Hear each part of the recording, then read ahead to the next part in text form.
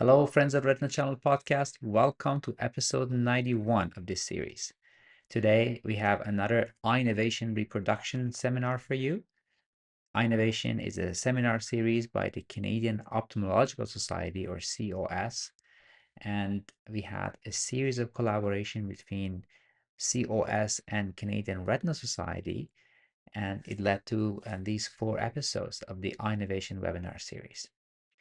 Today's event was hosted by my dear friend and longtime mentor, Dr. Bernie Hurley from University of Ottawa. Bernie and I are the co-chairs of the Scientific Planning Committee of the Canadian Retina Society. And Bernie hosts today's guest, who is Dr. Ioannis Dimopoulos from the University of Ottawa. And Yanni is an excellent IRD specialist and extensive research in gene therapy, especially in the area of choroideremia. He talks about different approaches in gene therapy for IRDs and also a specific experience with the choroideremia gene therapy. I learned a lot from this episode. I'm positive you'll learn a lot as well. And without further ado, this is Bernie and Dr. Dimopoulos. Good evening and welcome to all who can join us tonight for another exciting EyeNovation webinar that proudly being hosted by the Canadian Ophthalmological Society. Tonight, we are really privileged and honored to have a very special guest speaker. My name is Bernie Hurley. I'm from the University of Ottawa Eye Institute, and I'm going to take the opportunity to welcome the other panelists and speakers who will be presenting tonight. So our keynote speaker is Dr. Ioannis Dimopoulos. Ioannis is a great friend, a gifted, extremely intelligent and bright young vitreoretinal specialist and expert in inherited retinal disease. Ioannis obtained his medical degree from the University of Athens, a very prestigious college in Greece, and subsequently went on to do his graduate studies and a research fellowship in the ocular genetics department of the University of Alberta, of course, which is led by Dr. Ian McDonald, one of the world-renowned researchers in the area. Ioannis was directly involved and led studies looking at outcome measurements and assessments for ocular gene therapy trial for choroideremia, a real landmark trial, and of course, a first in Canada. He was a resident at the University of Ottawa and then did an additional 2-year fellowship in medical retina and ophthalmic genetics at the National Eye Institute. And now we're very honored to have him back leading our ocular genetics program here at the University of Ottawa. We have 2 other key content experts with us tonight, Dr. Brian Balios and Dr. Kevin Kushan, who will, of course, help in our discussion after Ioannis has his chance for his talk. So I'm going to turn it over to Ioannis now so he can lead us through the latest in ocular genetics. Thanks so much. Great.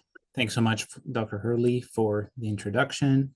And let me just ensure here that I have my slide showing up okay.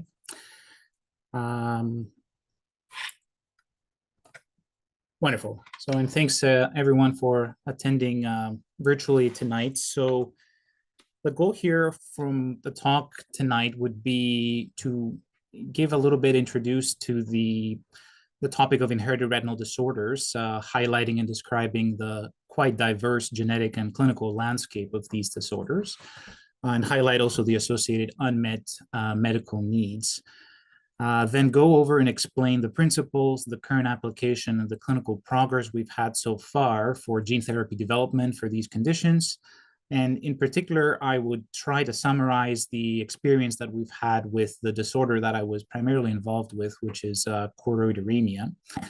And then lastly, I would like to discuss what are the future direction, the challenges, and the emerging technologies in the development of gene therapies for inherited retinal dystrophies.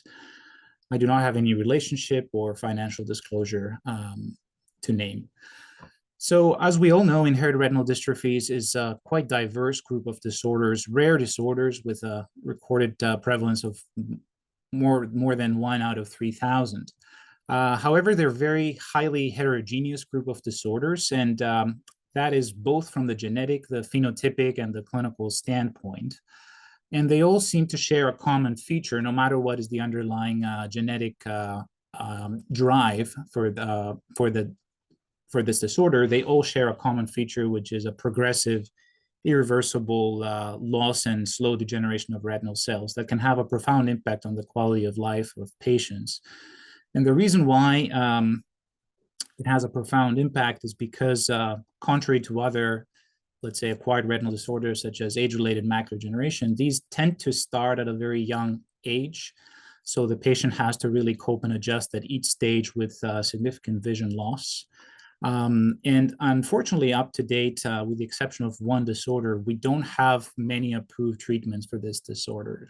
And I'll try to explain a little bit why the reason for that is. So a key concept here to understand is the complex genetics behind this heterogeneous group of disorders. So the retinal network, for example, up to date is listed as more than 300 different genes that have been identified and are responsible for an inherited retinal degeneration. And it is that genetic heterogeneity that really complicates therapy development. Because we have conditions that phenotypically might look the same, for example, retinitis pigmentosa. However, there are now more than 80 or close to 100 genes that can be associated with that phenotype. So you can understand the difficulty developing individualized treatments for these 80 genes. Another key concept also is the concept of pleiotropy. So the fact that a defect in a particular gene can give rise to a different phenotype. And a great example of that could be the ABCA4 gene that's commonly associated with Stargardt disease.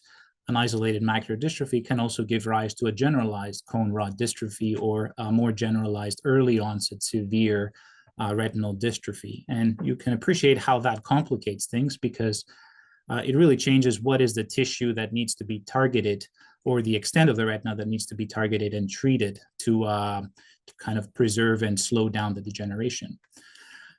Also, there are other complexities with the genotypes, such as variable expressivity. So even individuals within the same family that have the same mutation in the same gene can have variable presentation, progression, severity, as well as another more complex topic is the topic of incomplete penetrance. So there might be generations, for example, that do not show any degeneration despite having the same mutation.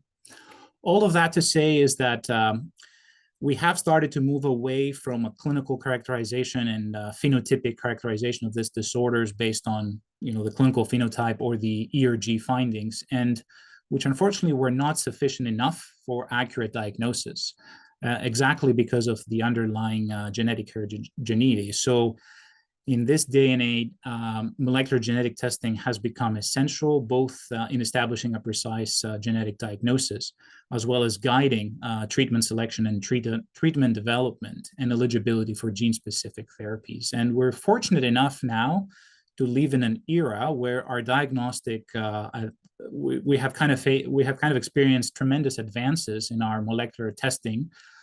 We've moved away from a single gene Sanger sequencing, which had a relatively low yield of finding the underlying gene. Now we have moved more to next generation sequencing and expanded gene panels that cover more than 300 genes, and that has significantly improved our yield to close to 60 or 70%. And now with the advent of whole exome and whole genome sequencing, we're able to identify and solve those cases that were unsolved in the past and start looking at other areas of the DNA, such as introns and regulatory variants. That further has increased our yield to more than 80%. Some important principles to understand before we start talking about ocular gene therapy are what are the main goals with gene therapy. So the main approach that has been tried and has been successful so far is gene augmentation, also known as gene supplementation, which is an ideal intervention for those genetic disorders that are characterized by loss of function, for example, autosomal recessive disorders such as the RP65, or X-linked disorders such as RPGR and choroideremia. For those disorders that have a dominant negative or gain-of-function mutation, then gene editing through CRISPR-Cas9 mediated base editing is a much more applicable concept. And this has been already tried in clinical practice for the CEP290, for example, intron 26 mutation through the EDIT-01 project.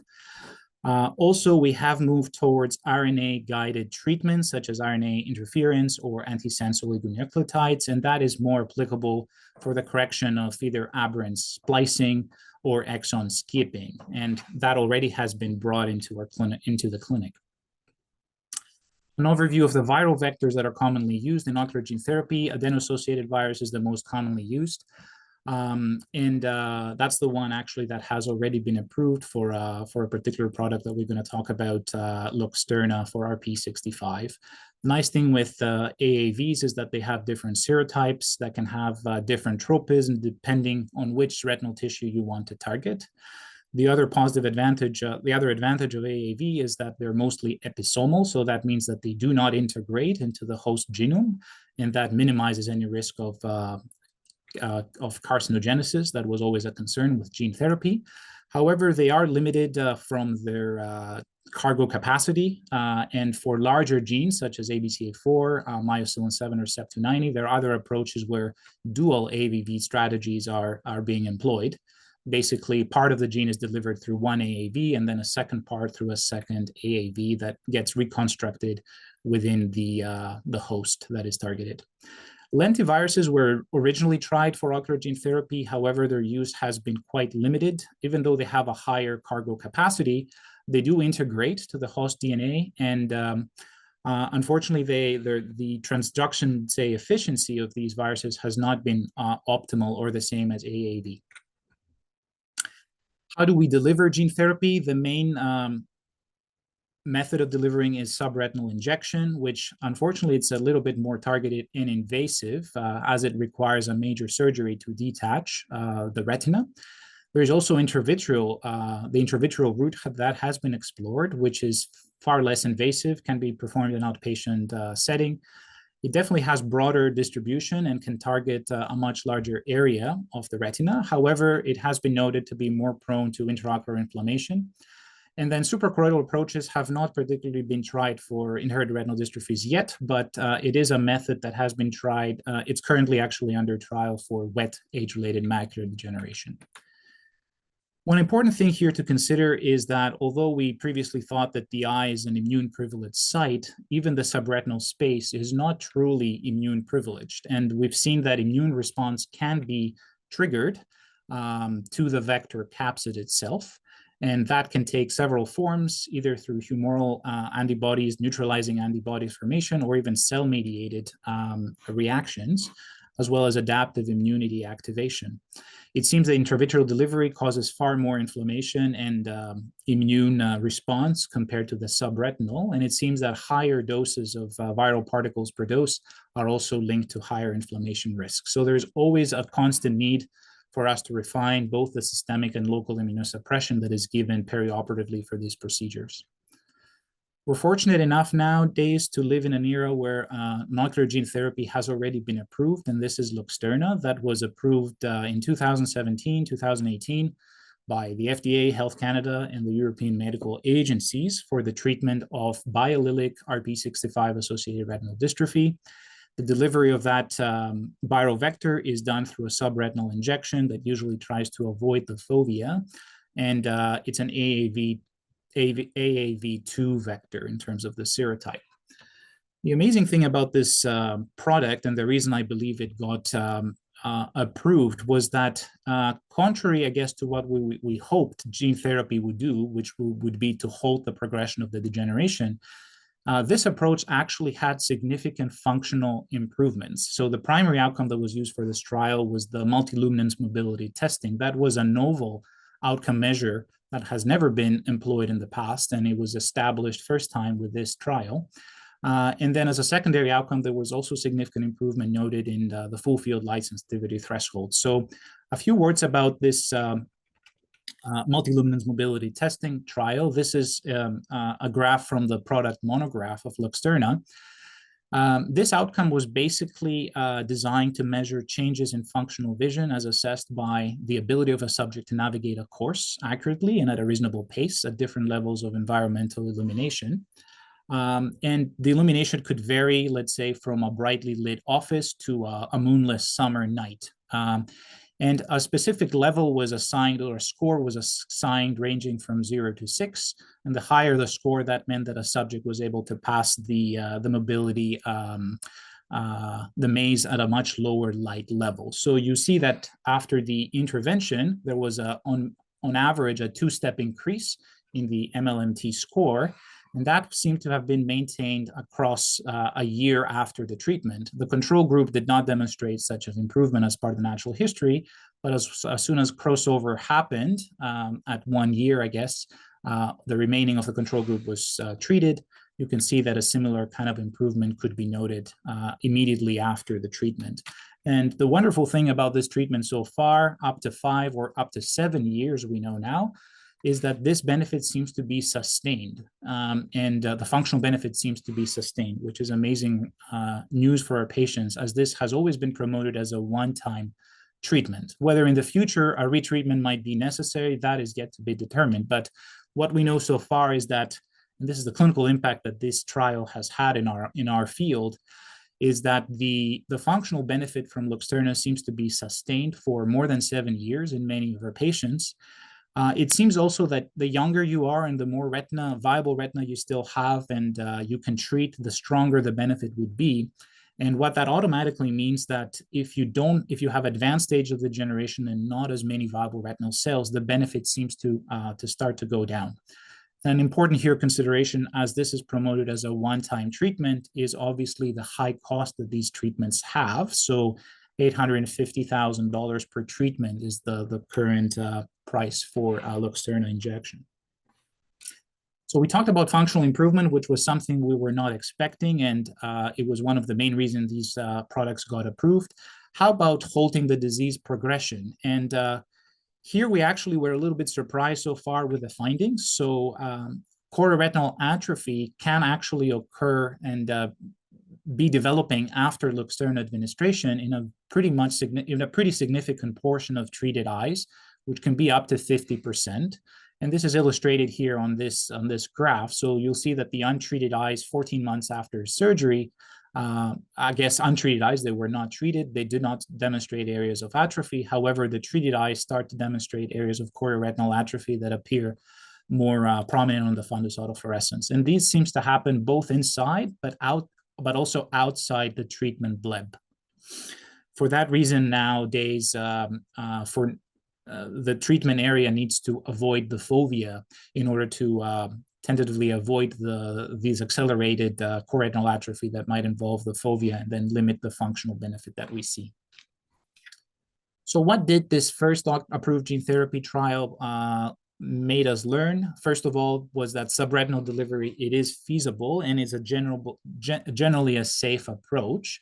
Functional improvement is possible with gene therapy, and it also made us understand that the earlier you intervene in a pediatric population, the more effective the outcome would be.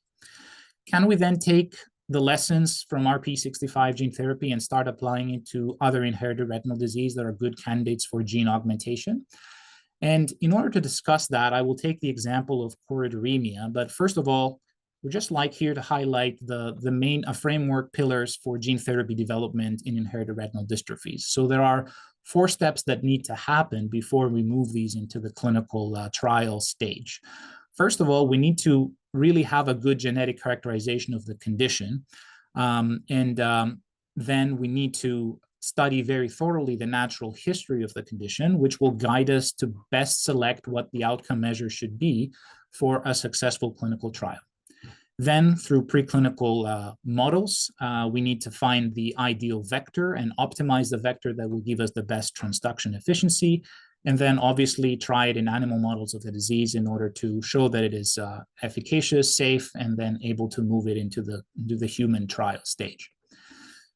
So how about the choroideremia, and why do I call that a choroideremia setback? We all know choroideremia has a very distinct phenotype. So it's a rare X-linked disorder, estimated prevalence of 1 out of 50,000, and it has a very distinct phenotype characterized by scallop patches of chororetinal atrophy in the mid-peripheral fundus, with preservation of the macula until later stages of the disease, which becomes a great area of potential treatment target. Choroideremia was first described in 1871 and by Mounter, and that's when the term choroideremia was coined. The reason being because Mounter at that stage thought that there was a congenital absence of the choroid, and that's why he used the term choroideremia. Eremia in Greek means quiescence. We know, though, how nowadays that the choroid is not absent congenitally, but it's actually starts to get degenerated together with the RPE, the photoreceptors that seem to degenerate independently. And it's very important to understand what is the primary tissue that is affected in each disorder that you're going to target, because ultimately with gene therapy, you need to know what is the cell tissue that you certainly need to target with gene therapy in order to hopefully stop further degeneration. And we know nowadays from studying very young individuals affected with choroideremia that the RPE seems to be the primary tissue that is involved, or at least we know that at the earliest stage, changes in the RPE are the first ones that can be identified. How about the genetic characterization of the disorder? This is a perfect disorder actually to target with gene therapy because it's a monogenic disorder. We know the gene, there's only one gene associated with choroideremia. That was initially with linkage analysis mapped into the X chromosome in 1985. And then 5 years later, Franz Kremens actually fully cloned the gene that is in the X chromosome and termed it the CHM gene. We also know, I think, the majority of the pathogenic variants in this particular gene are in the exonic DNA, and the majority of them are leading to a loss of function. So either a nonsense of frame shift mutation, resulting in premature truncation and minimal production of the CHM protein, which is called REP1.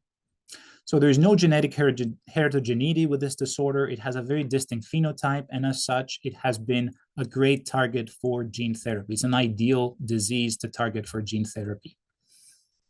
How about the natural history of the disorder? So we need here to understand that for most ocular gene therapy trials to occur, we're using one eye as the treatment eye, and then we use the fellow eye as an active comparator to see what would have happened, what is the natural history, and what would have happened if we did not intervene.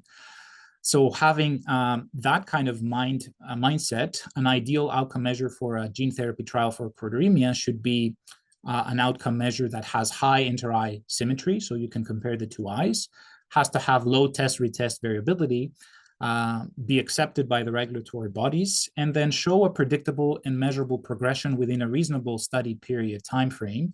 Majority of these studies actually run for a year or two because they're expensive studies to be continued for more than that time interval. And let's go over the main outcome measures that have been explored, I guess, for choroideremia. So best corrected visual acuity, this is kind of the standard FDA. However, it's not an ideal outcome measure for choroideremia because, as you can see from that curve, majority of patients at a young age until the age of 40, and as we said, the earlier here you intervene, the better the chance that you're going to have a better functional outcome. Unfortunately, up to the age of 40, majority of choroideremia patients have preserved really good visual acuity, close to 20/20. So that provides a little bit of a ceiling effect because with your intervention, you cannot really improve the vision more than 20/20. It's also an outcome measure that does not show great inter-eye correlation. So if we look at other functional outcome measures, microperimetry was a great also potential outcome measure that was explored because it can provide good structure function correlation. It is also employed with eye tracking technology, so that way you can have high accuracy in your measurements. However, what we found in an extensive study that we did 10 years ago was that, especially at the border or the transition zone between the degenerating retina and the intact retina, the repeatability of the measures with microperimetry, although eye tracking technology is utilized, was not great. So you can have up to 10 decibel of test-retest variability. Microperimetry on its own was, although it was a good potential outcome measure to show the functional benefit, it does have significant limitations, and the test-retest variability is the main limitation here. How about structural outcome measures? There is one particular outcome measure that was found to be very reproducible, to have almost perfect inter-eye correlation, and that was the measurement of the remaining viable retina within the macula through fundus autofluorescence. This particular measurement was actually shown to have a very steady decline independent of the age, and the decline seemed to be consistent across different follow-up durations. So it was felt that structurally, fundus autofluorescence was a really good anatomic or structural measure in choroideremia that within a reasonable time frame, within a year or two, would show changes that we can compare our treatment versus our untreated eyes and see if our intervention was showing any effect. So why was there such a big delay with choroideremia gene therapy trials coming into clinic? And I'll give you here a comparison between RP65 and choroideremia. So both of the genes were identified within a year of each other in the late 1990s. And by 2007, we already had 3 phase 1/2 clinical trials for RP65 versus only 1 phase 1 clinical trial for choroideremia, which began 4 years later in 2011. Why was that? And the answer is probably this guy here on the right. This is Lancelot. It was one of the Briard mixed dogs who was basically blind because of RP65, and it was used as a preclinical model to show the efficacy of the intervention. So the answer why choroideremia was so delayed to get gene therapy into the clinical stage was because of the lack of a preclinical model. Unfortunately, both the choroideremia mouse model and the zebra models have significant limitations. We could only rely basically from human fibroblasts in order to do proof of concept experiments and show that they're to select, I guess, the most therapeutic viral vector.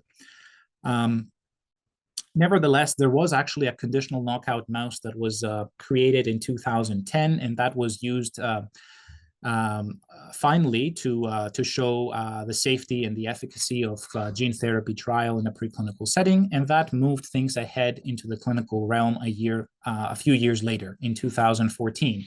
That's when the first phase 1 clinical trial of ocular gene therapy for choroideremia was reported.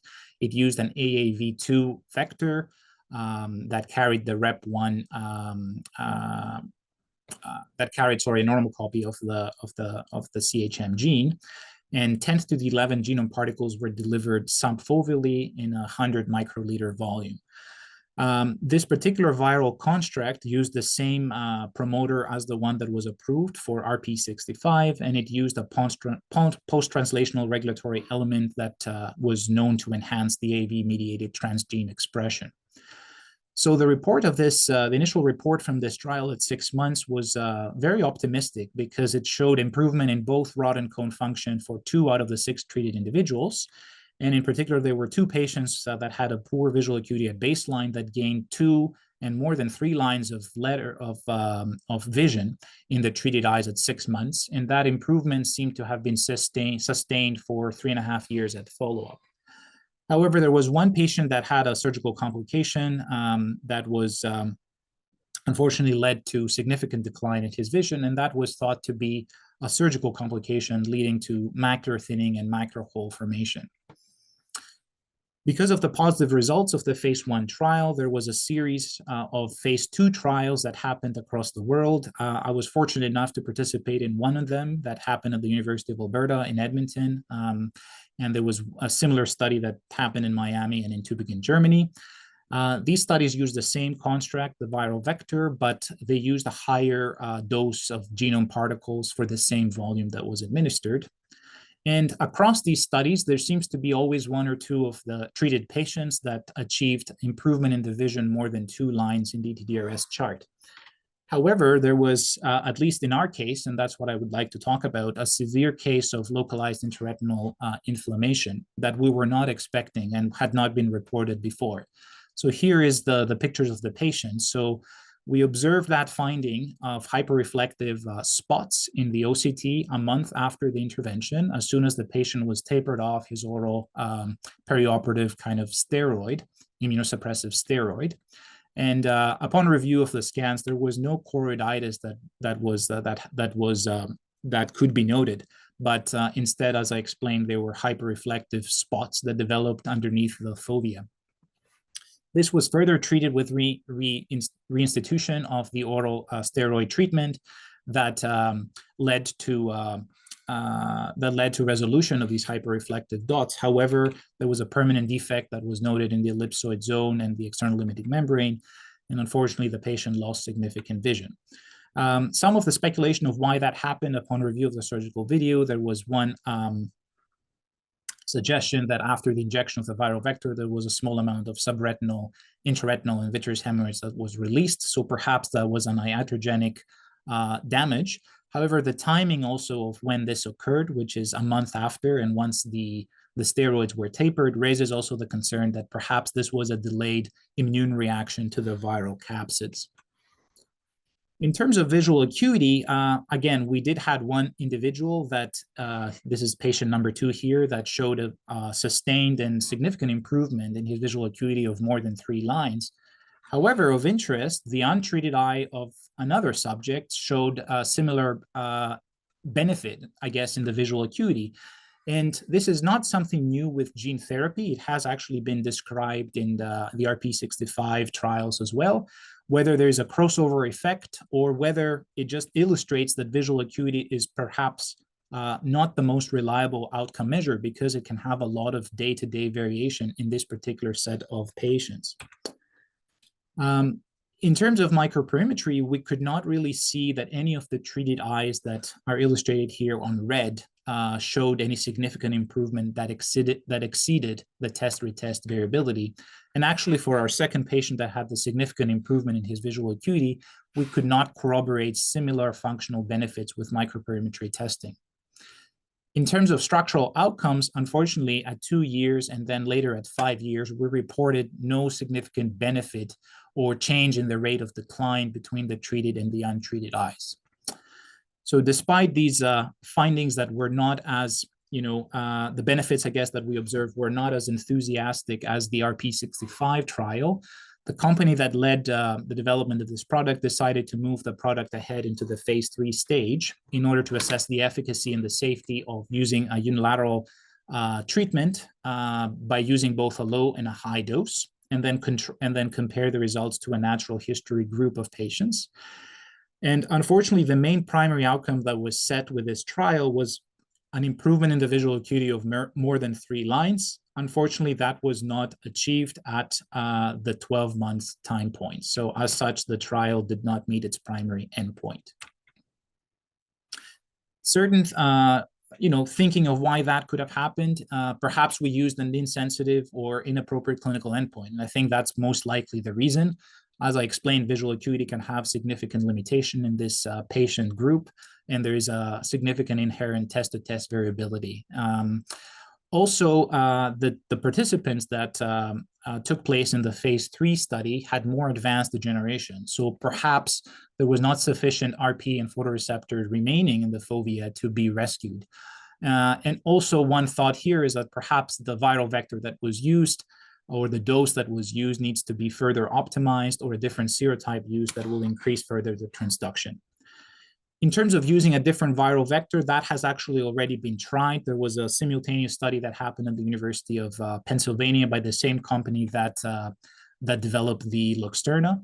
And that, as I said, probably used a different viral construct of the virus, but again, the same serotype, AAV2. They used a higher volume, 300 microliters. They did not observe any significant intraocular inflammation. However, surgically and iatrogenically, there were 2 patients that unfortunately had significant foveal changes after the intervention, one of them leading to acute foveal thinning, and the second one developing a macular hole. And unfortunately, these patients, there was significant loss of vision that was irreversible. Similar to our findings as well with fundus autofluorescence, there was no difference in the lateral extent of the RP preservation on OCT and on fundus autofluorescence. And similarly, microperimetry did not show any significant gains that exceeded the test-retest variability. One interesting outcome that this study used and really informed us about the safety of subfoveal detachment was adaptive optics. So they compared basically the cone density and the cone mosaic before the intervention and a month after the intervention, and basically did not show that subfoveal detachment leads to accelerated loss of the cone photoreceptors. So that was reassuring from the surgical standpoint that surgically you're not inducing accelerated damage of the photoreceptors. So what is the future directions in CHM gene therapy?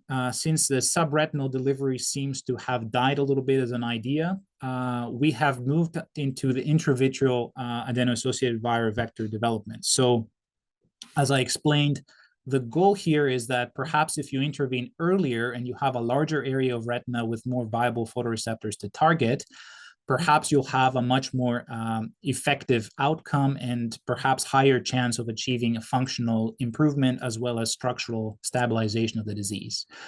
The limitation here is that the naturally occurring AAV viruses cannot transduce the photoreceptors or the RPE from an intravitreal delivery because there is a strong barrier that they cannot pass through. This is the inner limiting membrane as well as the neural tissue itself. So if we employ a technology that is called directed evolution, perhaps we can select for an AAV serotype that does not exist naturally, that will have the ability through an intravitreal approach, intravitreal delivery to reach the photoreceptors in the RPE. And one of the prominent clones that has been identified to be able to do that is the 7M8. Actually, in preclinical studies in mice, intravitreal delivery of that virus was able to reach both the inner retina, the retinal ganglion cells, the Mueller cells, as well as the rods, cones, and the RPE. But unfortunately, when it was tried in a non-human primate retina in monkeys, we could not observe any significant expression of GFP within the RPE. And as I explained, the RPE seems to be a very critical tissue that needs to be targeted in choroideremia in order to see, as it plays a pivotal role, I guess, in the disease pathogenesis. Intravitreal delivery of these vectors actually did occur in a human study that started in 2020 as a phase 1 dose escalation study, both with a low dose cohort as well as a high dose cohort.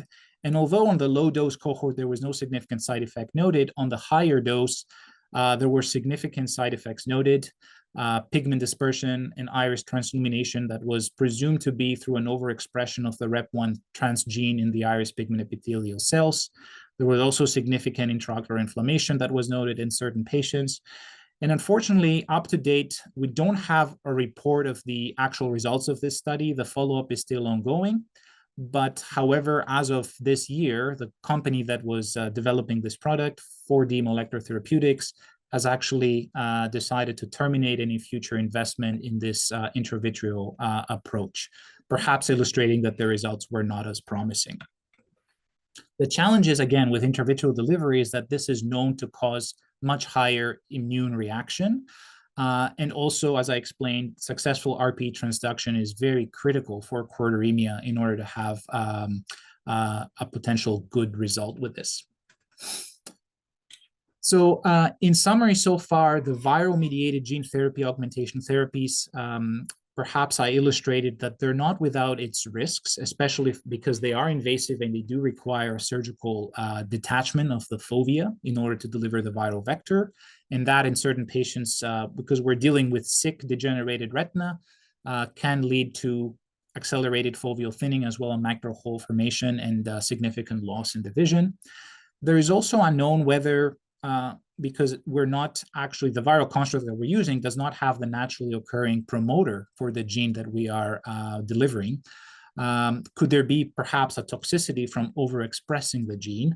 And as well, there is a concern that viral-mediated gene therapy might eventually get silenced epigenetically, and the effect that we're getting might on the long term be not sustainable.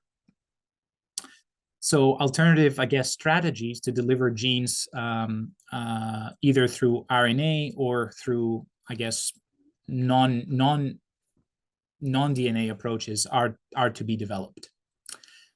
The last kind of part of my talk, I just want to talk about some new emerging technologies that are being developed. And these are termed gene agnostic approaches because they're not specifically geared into, let's say, they're not gene specific. So they're not trying to correct a specific gene, but rather what they're trying to do is overexpress, let's say, a protective factor that can slow down further degeneration or loss, especially of the cone photoreceptors. One of these approaches is the rod-derived cone viability factor, which is a secreted factor that is thought to maintain cone metabolism and the survival of cones after rods have degenerated. And it has been shown in several models of rod cone degeneration that administration of recombinant rod-derived cone viability factor or overexpression of that factor through AAV-mediated gene therapy can lead to preservation of the cone structure.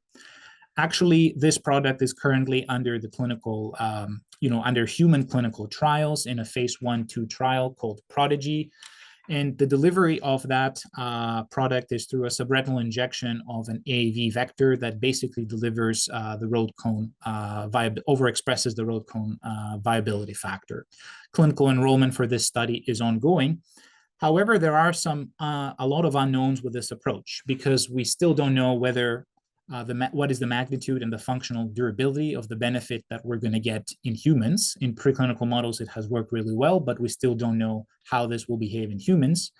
We also don't know what the optimal dosing should be and how much of the retinal area should we be targeting in order to get the benefit. And also, is rod cone viability factor the only factor that will hold cone degeneration at the late stages? That we do not know. Along the same lines, another type of gene agnostic approach that is currently tried is the modifier gene therapy, which utilizes basically, again, gene therapy to deliver and overexpress a master regulator gene that hopefully will restore retinal homeostasis. One example of these master regulator gene is the nuclear hormone receptor, specifically the NRE2E3.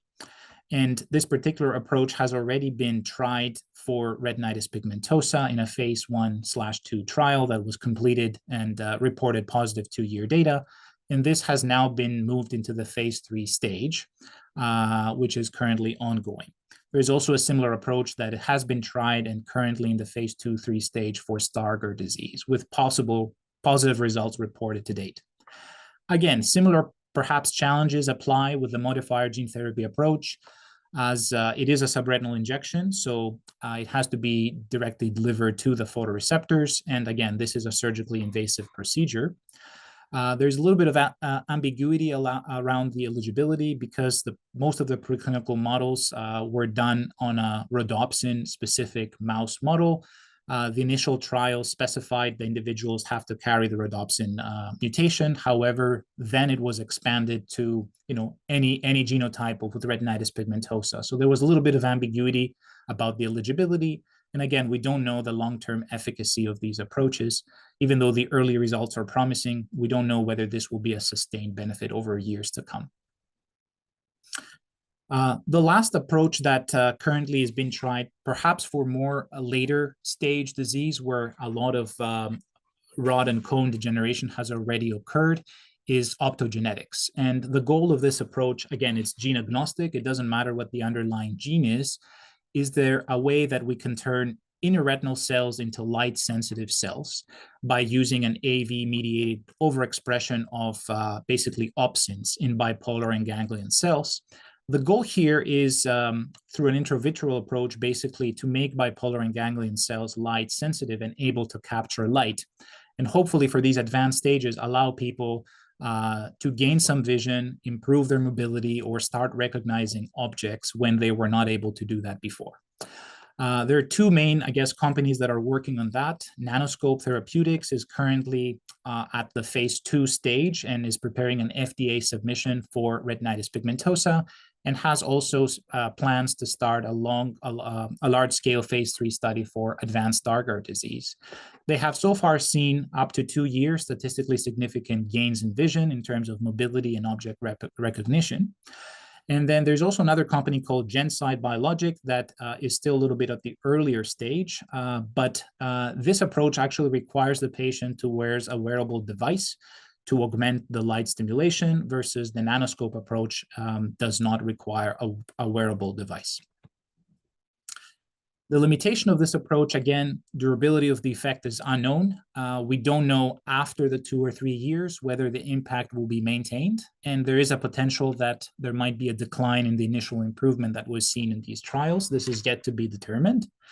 Also, it seems that there is some variability in the response, and the outcome might depend on at what stage you're treating, how much residual inner retina exists, and what's the integrity of the inner retina. And there might be other patient-specific factors that have yet to be determined. And then lastly, don't forget also from a regulatory, functional relevance, and patient-reported outcome perspective, are the current endpoints that are used for these trials really sufficient for approval? And what is the real-world benefit if, let's say, a light perception, for example, vision improves to counting fingers? Is there a real-world translation in improvement, let's say, in navigation, in mobility, in the quality of life of patient, as well as in other daily tasks such as reading? So that is still to be determined, whether the outcomes that are going to be used for these trials do have a real-world impact, and whether the regulatory agents will be seeing these favorably. So in summary, what I tried with this presentation to present today is that the group of inherited retinal disorders has historically been a group of untreatable, unfortunately, disorders. The one exception that has really here transformed our field over the last 5 or 6 years was the approval of Luxturna, the first ocular gene therapy trial. That has really paved the way for many similar trials for these conditions that are underway. So we talked about choroideremia and a little bit of the setback that happened with this. There's also RPGR, another type of X-linked retinitis pigmentosa that is currently in the phase 3 stage. There's LCA5, there's Gucci 2D. There are many, many more disorders that are great candidates for gene augmentation. And I think I did highlight significant lessons that we learned from perhaps the failure from the CHM gene therapy trials. And we don't want to see it as a failure, but perhaps lessons that need to be learned in order for us to perhaps in the future choose far more sensitive and disease appropriate endpoints to prove to the regulatory agents that these are efficient interventions. And perhaps another lesson that was learned is that we need to enrich for patients that have sufficient viable retina, or at least stratify our analysis by the residual tissue that the patient has in order to see what the benefit is at each stage.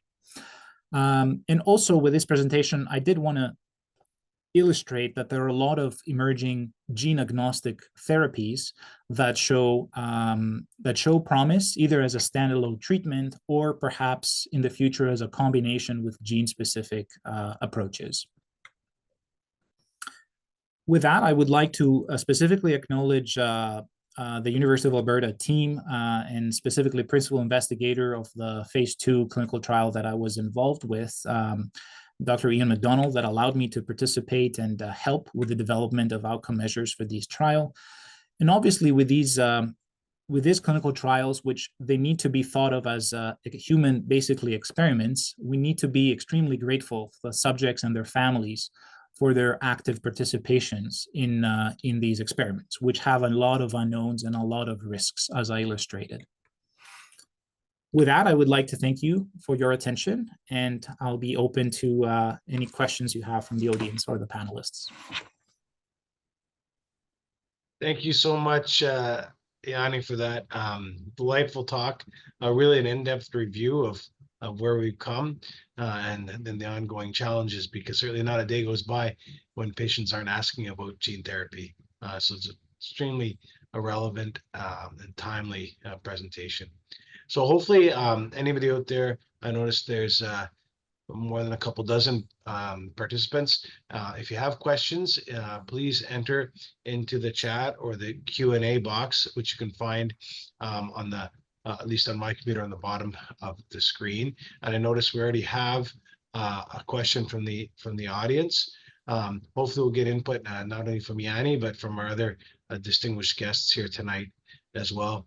And the first question asks if it's possible for an adeno-associated viral vector or other vector to migrate from one eye and have a treatment effect on the other eye. Yes, I think that has been because it was definitely observed in the RPE65 trials, as well as in, let's say, Leber's hereditary optic neuropathy trials. This has been well demonstrated as a functional, I guess, effect. The question is, I guess, the quantity that will be reaching the fellow eye might be quite minimal to really show, to transduce a significant amount of photoreceptors in order to explain such a benefit sometimes that we might be seeing in the untreated eye. I don't know if there has been a clear answer on that, of whether there is like crossover or transfer of the viral vector to the other eye. My assumption, as I explained, is that if it does happen, it is such negligible quantities that I don't expect a treatment effect for that. There has been a lot of studies with MRI and functional MRI, especially in the RP65 participants, that actually showed improvement in the visual cortex happening. So perhaps some of that improvement that we see in the contralateral eye might be retrogeniculate, as we say. And I don't know if, Brian, you have any other input or thoughts on that. No, Yanni, I thought you summarized it well. I'm not familiar with any evidence that suggests that the vector transfers in any way that would result in any sort of meaningful transduction of cells in the fellow eye. But yes, I'm familiar with some of what you're talking about in the Leber hereditary optic neuropathy studies. But you know, I think things may change and be different if we start exploring other vector opportunities, right?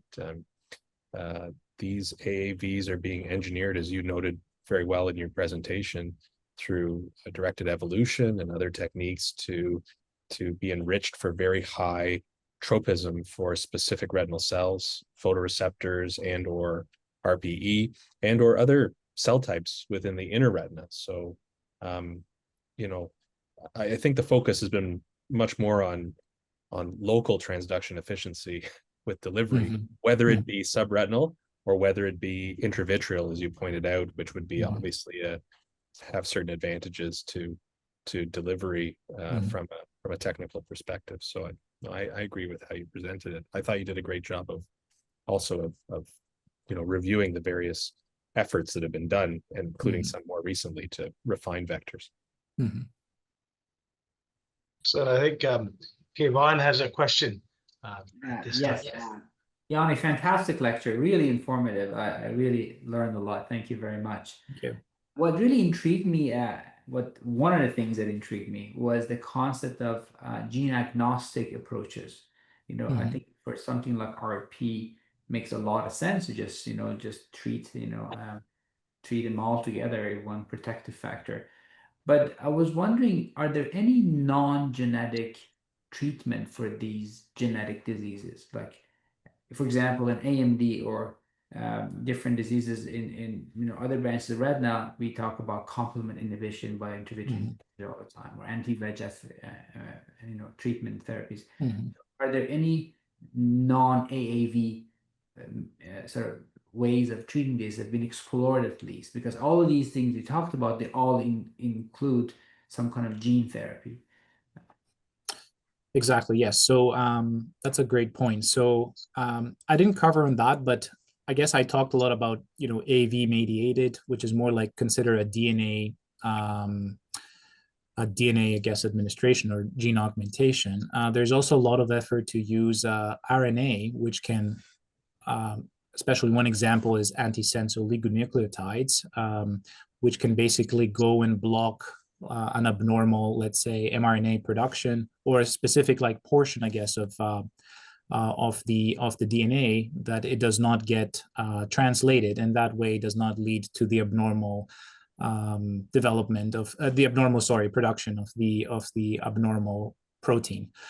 These are actually, not as invasive. They can be delivered intravitreally, and they're not a one-time administration. They have to be repeated, and they have been actually shown to be beneficial in specific types of retinal disorders, specifically in a type of LCA. Having said that, are there other not related to gene therapy approaches for these conditions? Absolutely. There's actually a very large study currently underway in the phase 3 stage, which tries to use an oral supplement, which is a very potent antioxidant. This is N-acetylcysteine. Hopefully over the next year or two, we'll have the final verdict of that. As a lot of these disorders share a common pathogenic, let's say, pathway, which is increased oxidative stress, it has always been thought that reducing oxidative stress through a potent antioxidant can hopefully improve the survival of the remaining cones and slow down the degeneration. That has been actually shown in early phase clinical trials and preclinical models of retinitis pigmentosa. So it's currently in a very large scale, as I said, phase 3 worldwide study. So we're quite excited about that potential option of having to offer our patients. Lastly, I guess one intervention that was initially, especially for one type of macular dystrophy, Stargardt macular dystrophy, that shares a lot of commonalities with advanced age-related macular degeneration and geographic atrophy. The thought was perhaps with the approval of the complement inhibitors, we can also apply the same concept here with Stargardt disease, and perhaps with intravitreal injection of complement inhibitors, we might slow down the expansion of the geographic area. Unfortunately, even though the two diseases are completely different, they share so many phenotypic features, but one is a genetic disorder, the other one is a multifactorial disorder, and we don't know the exact role of complement that complement plays in Stargardt disease. And especially after also the rare but real side effects that these complement inhibitors have demonstrated, I think this has been slowed down as a possible option. So I don't know if there's currently a trial that looks into that. I know there were some studies previously registered that tried to look at intravitreal complement inhibition in Stargardt disease, but with the serious side effects that have been noted, the severe intraocular inflammation in rare cases, I don't think that this currently is being explored as a viable option. Thank you. I think Brian has a question or a point. It was a question, but it dovetails nicely. Yanni, your talk was outstanding. The way you covered things was terrific. I think an important point for the audience, and I'd like to get your perspective on it, really has to do, and you touched on it at a couple of places in your talk. We live in a time still where visual acuity, BCVA, as a trial outcome metric reigns supreme, right? It's king or queen, as you want to say it, of all of these studies, and has been for a long time, and probably will be for many studies to come. But what do you think about these alternative study metrics? These alternative endpoints. You mentioned some of them, and I think it's important to highlight that in the Luxturna studies, the multiluminance mobility test was an outstanding way of showing efficacy, but a very recent example where Johnson & Johnson and Janssen had an X-linked RP gene therapy that failed to meet the primary endpoint of a visual mobility test earlier this year has diminished the enthusiasm of that product getting any approval from the FDA. And that's despite outstanding secondary endpoint outcomes. I mean, they had terrific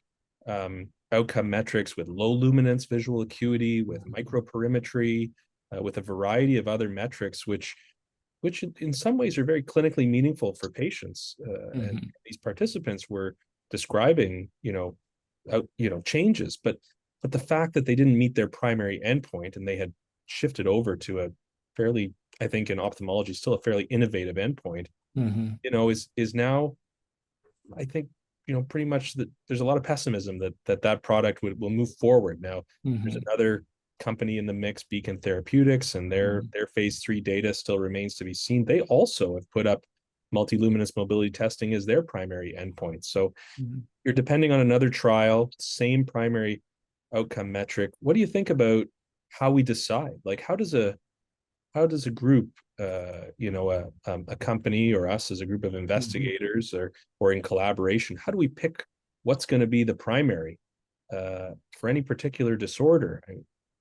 I'm interested. No, I totally agree with you, Brian, and I think that's perhaps the important, and why I did want to spend some time going over this presentation, is to illustrate the importance of studying the natural history of the disease. So you really have to see from your outcome measure which one is the one that, first of all, will be a repeatable outcome measure that can show potentially the efficacy of the intervention. And it might be that for different genetic disorders, for different IRDs, we might have to rely on a different outcome measure. The difficulty lies, which one do you pick if you have multiple of them that potentially could serve. The nice thing about the RPGR, as you mentioned, is that there is another company working on a phase 3 trial. Unfortunately, they picked the same outcome, so they might fall into the same trap there. But as you said, other secondary outcomes like microperimetry results from this RPGR study were actually quite promising. They did reach significance. It's really hard, I think, Ben. It has to be very individualized to each gene therapy. Unfortunately, I don't think you can use. I think the anti-VEGF trials really spoiled us by showing such a big improvement in visual acuity, and then it kind of set the standard for retina practice now and for retinal trials that you have to show a 3-line improvement in the vision to get something approved. But I don't know if that would be feasible in certain of the IRDs. And another point I would like to make is that it really depends on, as I said, which genetic disorder are you trying to correct, and how important is the mutated gene in the visual function. For example, the RP65 we know it's quite critical in the visual cycle, versus like choroideremia or RPGR. You might think of them a little bit as more, structural proteins. So would restoring a structural protein really have such a tremendous impact in the function? Perhaps no. So I think it really has to be tailored also on what is the underlying, genetic defect, what does it cause in order to pick your best outcome. But I don't have a straight answer to that. No, it's very difficult. Yeah. I think, our audience might start to think that it could get into a game of whack-a-mole, right? Every genotype, every different gene may have a very specific kind of outcome metric. But I'm encouraged by the gene agnostic approaches, and I'm thinking that if in some of the subgroup analysis that may come out of a successful gene agnostic approach, you may find that there's particular genotypes that were particularly amenable to a particular therapy, and actually may help refine, some of this data that's coming out of natural history studies. So I'm still quite optimistic that we're going to find some commonalities. I guess the other thing that strikes me is, will we ever see a day where anatomic endpoints in IRD are recognized endpoints the way we've started to see them recognized in other parts of ophthalmology, like in the geographic atrophy studies, right? For ACP and pegcetacoplan in the States. I mean, a GA lesion area is a recognized outcome metric for regulatory approval. Could we ever see something like that in an IRD that shows significant structural abnormality, like retinoschisis or others? Totally agree. Yes. Excellent. Thank you both. Thanks everyone for your comments tonight. Thank you especially to Yanni for the great talk. And I noticed that all of the audience participation, everybody kept in here, even though I ran a few minutes over, right to the very end. And I think we're all better for sharing these ideas tonight. And so again, a big thanks to our team here. Wonderful job, and look forward to seeing everybody at our next in-person meetings. Thank you very much. Thank you, Hurley. Dr. Kushin.